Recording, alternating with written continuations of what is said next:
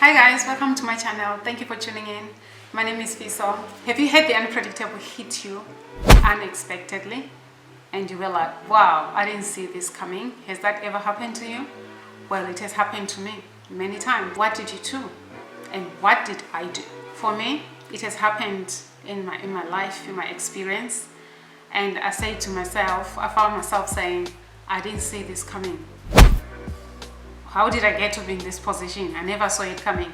And then I promised myself that never again. I should be always prepared. I should be always prepared. I should be always ready. Things shouldn't just hit me just like that.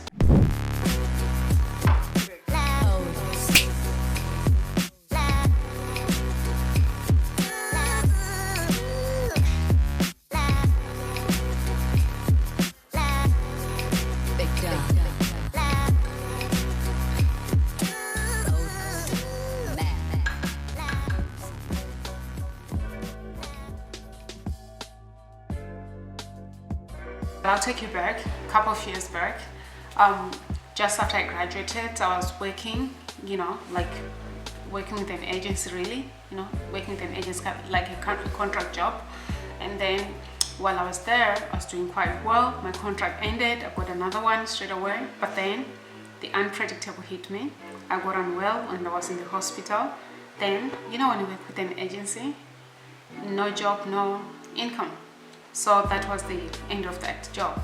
And then this is what I found out, because I had nothing, I had no funds, just graduated, no savings, no nothing, and I had nothing to depend on. When I came out of the hospital, no job, no income. That was a terrible position to be in, right? And I noticed that when you find yourself in that situation, you really don't focus on you getting better, like your recovery, because you're really concerned about, I need to get back to work, I need to start making money, right? So like I said, I was just come out of uni. I had no savings, no nothing. So credit card and overdraft was my emergency fund. That's all I knew. If you are a student, you are at university, you've got savings in the bank, good job. I thought, what student has money anyway? I thought that was normal, But look, it's not normal. If you can save, if you can keep that part-time job and put some money aside, that's a good thing. I was working part-time before, during my student years, but all the money was going to living expenses. So that's why afterwards I had nothing. So I found myself in a situation where without an emergency fund, I was like, I learned, life taught me, you need an emergency fund. You need to have something to fall on should the unpredictable hit you. Because this is the thing, if you've got an overdraft, I don't know if you guys have overdraft, if you've got an overdraft with your bank, this is what it means. So let's say I had an overdraft of $200 and then I got paid, say $300. This is what happens. There's $300 that you earned, but because already you are $200 in overdraft, that $300 comes in, the $200 goes to overdraft, and you're left with $100. That was my position. And guess what I did? When I left with $100, you can't do anything with it. It's not enough. And then you go back to using that overdraft, and then it becomes a roller coaster or a cycle of doing the same thing over and over, because it's never enough. Do you know what?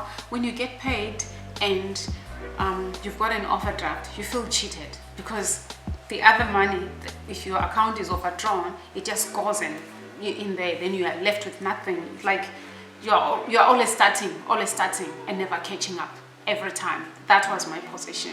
All right, so that went on for a couple of years, really, until I got a permanent full-time job. I was like, good, now I've got it, now I'm gonna be okay. But guess what I learned? Earning more does not mean more money, okay? Because as long as those overdrafts, those credit cards were still there, you're still gonna be earning and paying and needing more and taking overdraft and taking credit card and doing all that. That was my story. And then I think 2 years later, I had to decide, to be intentional, to decide, like, let's clear this thing, clear all these overdrafts, clear them, close the overdraft accounts and clear these credit cards and get rid of them. Look, I'm not saying credit cards are bad, but for me, it wasn't working, so I got rid of them. Some people, they use them and they work perfectly fine. For me, it wasn't working, so I got rid of them. And then, well, first thing, paid them off. Like started with I think started with the lowest, paid one. Once it was paid, moved on to the next one, yeah, until they were all paid off. So that was my strategy, that was my approach. And then after that, started saving, started making sure I've got an emergency fund, something to fall back on. An emergency fund, to me, it's a cushion, you know, it's something that you really need, you know, if in the tough times, then you can fall back on. Because you know what, because I was so much in debt in credit cards and overdraft, I noticed that to me it wasn't a good source of emergency fund to me, because one, it's expensive, or rather, number two, it's expensive, number three, it's expensive.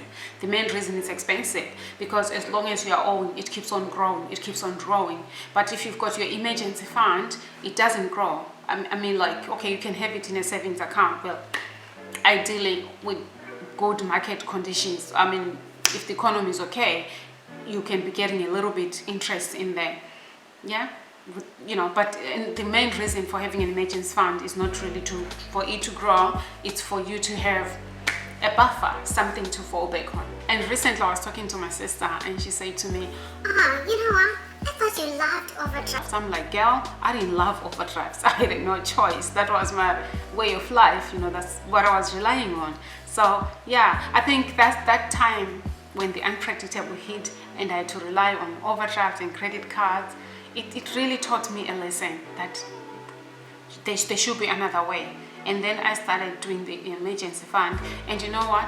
The finance gurus out there, they say you should have 6 months savings to cover your living expenses. I think it's a smart thing to go with that. I go with that too. It's good to have 6 months, because, you know, the bills, they still keep on coming. They don't care whether you got income, money coming in or not. The bills still keep on coming. And also, if you find yourself in a situation like I was in the hospital, unable to work, or at home trying to recover, you focus on your healing than focusing on going out to get the job, because you need to pay the bills. So yeah, just shared my story, just encouraging you guys, you know, try and build up the emergency fund, try and build up. I know, like I mentioned, that some people use the credit cards. If you are using the credit card as your emergency fund, comment down below. Tell me how you make it work for you, how you make sure you don't fall behind or you end up too much in debt. How do you manage it? Let us know how it works for you. Thank you so much, guys. Thank you for watching. Hope this was helpful. When the unpredictable times hit, you need to be prepared. Make a promise. Make that promise to yourself. Like I said before, it starts with the intention. It starts with you telling yourself that, look, I'm gonna change this. I'm not gonna be living like this any longer. I'm changing my life and doing something about it, and making sure when the unpredictable hits you, you are ready. You've got that buffer on the side. Yeah, hope that was helpful. Like my video, share with other people. Before I go, if you're in Australia, you need an accountant. Got my links down there, my website, my Instagram, and my Facebook. Send me an email and see if we can help you. Thank you so much for watching. Hope you liked this video. Bye.